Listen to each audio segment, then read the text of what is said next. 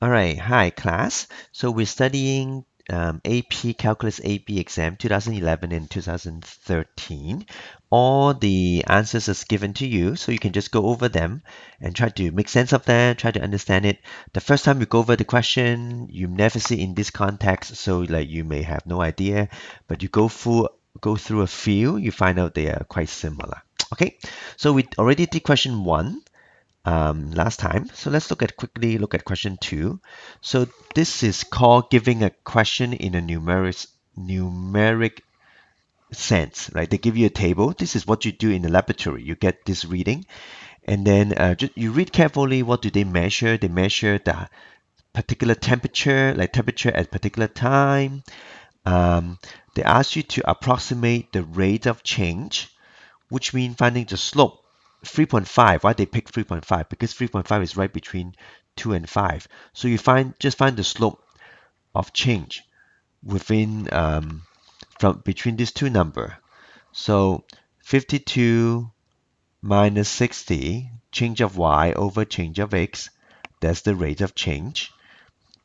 There's a good approximation. See, everything is about approximation here when they give you a numeric data. So that's the slope will be like this. It will be a negative number because this is cooling down. Okay, let's read the question. I won't read it for you. Next, when you see something like this, whatever function you have, you take the integration and then 1 over the width of um, the range. What does it give you? It gives you the average, right? So average value of this. So this will give you the average. It says explain the meaning. It's the average temperature over the first 10 minutes. And then use the trapezoidal rule, right? The sum. So you actually need to add them. So if you graph them, 0 is at 66, right? 0 is at 66. 60 is at 2 and 5. So you make some trapezoid. And then another trapezoid. And they have different width and all that. So make sure you add each one. Like for example, the first trapezoid is the um, top plus bottom times the height. So here from 0 to 2, the height is 2 divided by 2. So that will be your first trapezoid and so on. So the sum is you need to add 4 trapezoid together and then you take the average. 1 over 10, you take the average. Next one. When you see something like this, what does it recall? I recall the first fundamental theorem of calculus. Whenever you take an a and b of a function, right, you will get big F b minus big F a. Well, what is big F? F is the uh, like F derivative of big F will be small f. So here you have h prime. So you integrate that, you actually give you h. So this will just give you h. You don't know what h prime is. You're just giving a numeric data. You don't have the equation. But then you can, from here, you just need to know that's equal to big h10 minus h0, which is just 43 minus 66. So that is the temperature difference, the, the meaning. That is the temperature difference from in the first 10 minutes. That's the answer. Finally, now for part B, sometimes they give something like they have a question like this. So like D is different from A, B, C. You can do D separately, but of course there's some linkage as well. They give you a not entire something else like a biscuits. Here you have a tea, so it's a different thing. The initial temperature is 100%, and then they have a function. So you need to find like given this as an idea, you can find the temperature difference. If you take the integration of this from 0 to 10, it will give you the temperature drop for the first 10 seconds and the first 10 minutes. And then you just put this is a calculated session. So you just put this whole thing, take the integration from 0 to 10, you have a number. There's a temperature drop. And then you take away from 100, that would be the temperature of the biscuits after 10 seconds. And then the question asks you how much cooler are the biscuits than the tea, and you just compare that answer with 43. That will be your final answer. Okay, so read the answer solution key, try to figure that out. Okay, question 3 is something we're familiar with, like finding area. Write the equation of the tangent line, like we know how to do that. Find the area of R. Basically, it will be the top function minus the bottom function, and then you take the integration. So find out where they cross. They cross at 1/2. So part B will be the area is the top function. So you need to figure out which one is the top function. So this is a cubic function, so which is this one. This is a periodic function, which is this one. Okay, so the sine function is on top. The sine function minus the bottom function, that will be the length here. Now you integrate it, become the area. Okay, 1 dimension, 2 dimension. Right, but do not evaluate the integral expression for the volume of the solid when R is rotated with this line. Oh, with this line here. Okay, with this line. So the outer, like you take the outer one square minus the bottom one. You want to make a washer. So with respect to this line, this is the outer one. Okay, well, how far is this? It will be 1 minus that. So the volume will be, part C, the volume is the outer circle, 1 minus this graph, which is this. Okay, 1 minus this is the radius of the big circle. You square that. Okay, you put a pi r square. So that will be the area of the big circle. Now let's minus the area of the small circle. Well, it will be 1 minus the other one. All right. Okay, you square that. So like pi small r square is a small circle. You subtract the 2.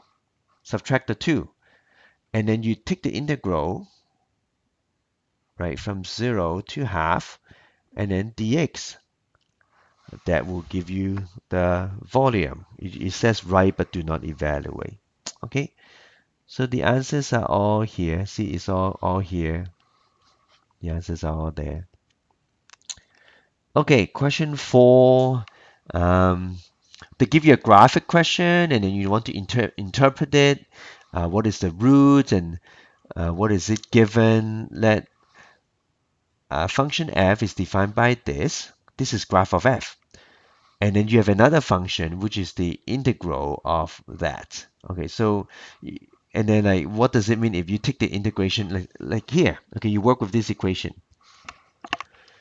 If g is this, when you derive g, well, let's derive this and derive that. Derive this is equal to just 2. And then you derive this, you take the derivative, right? It will become the derivative of this. Well, what rule did you see here?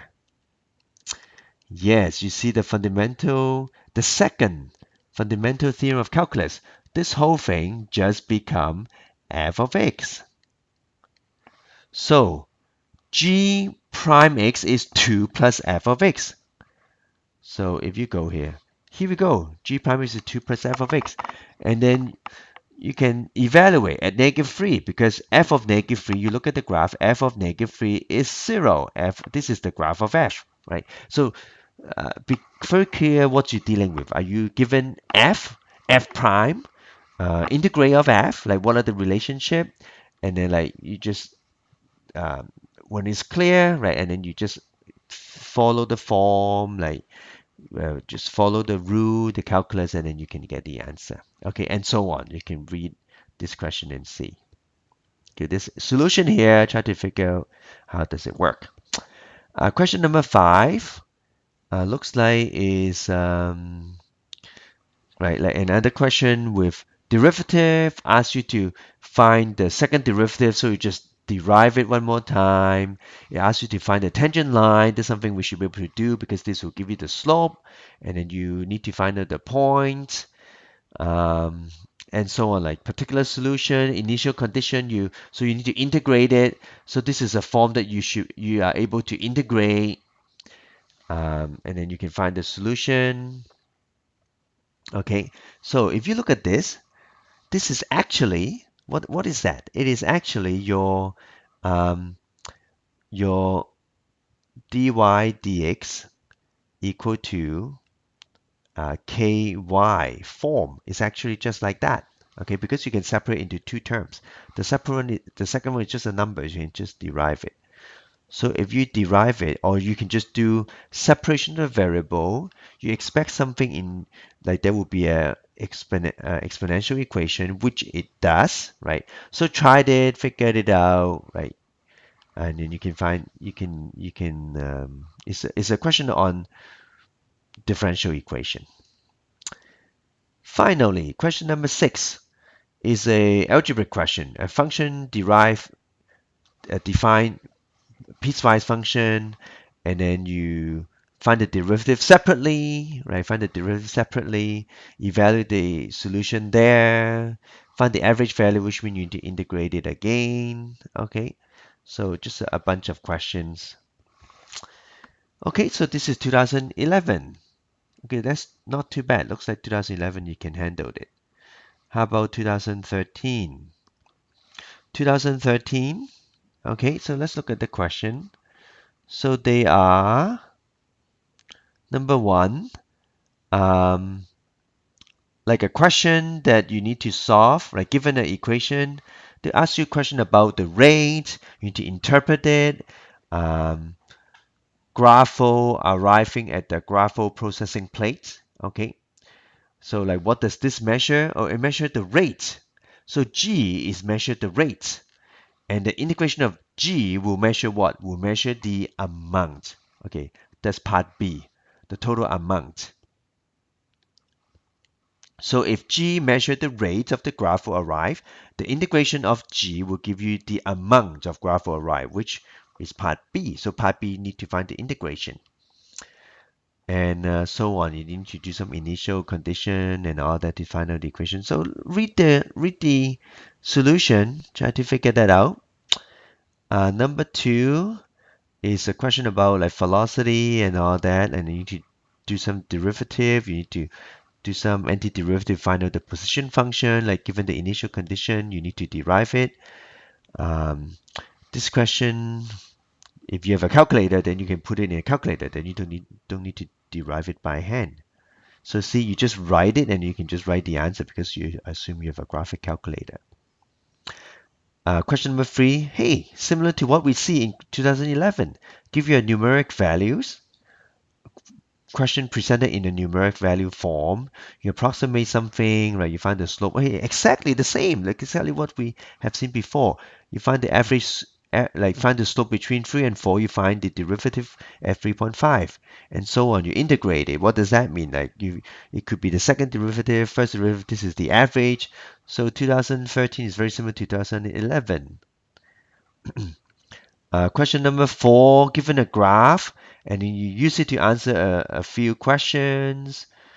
Question number 5 is like, given this, find the area, you need to write the integral, find the volume being generated, or like this question is the base is a solid, this is a base, you don't uh, do any, uh, you don't revolve any axis, you just find the cross section, particularly the x-axis is a square. So find the length here, the top function. Which one is the top function? This one is the top function, this is the bottom function. Take the top function minus the bottom function, which is the length here. You square that, that will become the cross section. And then you find the volume is you integrate it, become the volume. All right.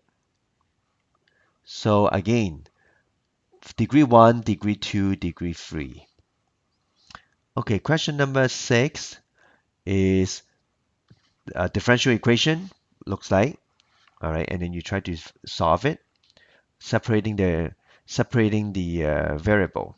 Okay, same thing, so followed it. So 2011, 2013. The solutions are given. Go over them, try to understand it, and then your test, I will pick two questions exactly from these two tests. Okay, good luck everyone.